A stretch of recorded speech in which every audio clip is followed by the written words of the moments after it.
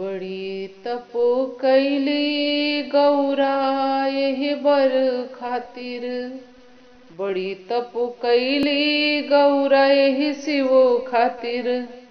अरे सालों से पतई चबाई, अरे सालों से पतई चबाई, दुल्हनिया बना दे माई।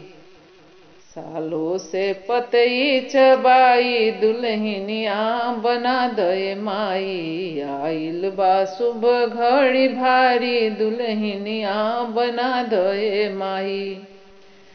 बना द दुल्हनिया, बना द दुल्हनिया, बना द दुल्हनिया, बना द दुल्हनिया।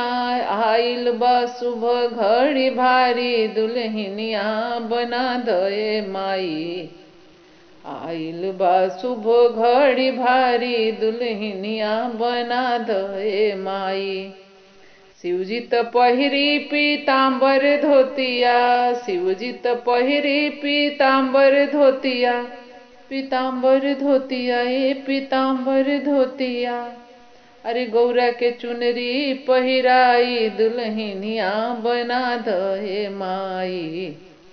गौरा के चुनरी पहिराई, दुल्हनिया बना दे माई। आइल बा शुभ घड़ी भारी, दुल्हनिया बना दे माई।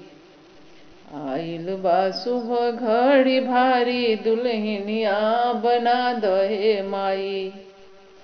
शिवजी त पहिरीले नगवा के हरवा, शिवजी त पहिरीले नगवा के हरवा, रे नगवा के हरवा, रे नगवा के हरवा।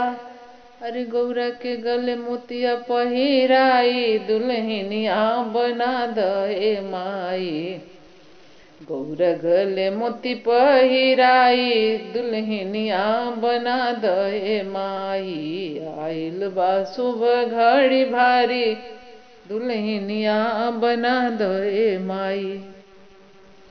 शिवजी के मस्तक पर शोभे चनरमा, शिवजी के मस्तक पर शोभे चनरमा, रे शोभे चनरमा, रे शोभे चनरमा।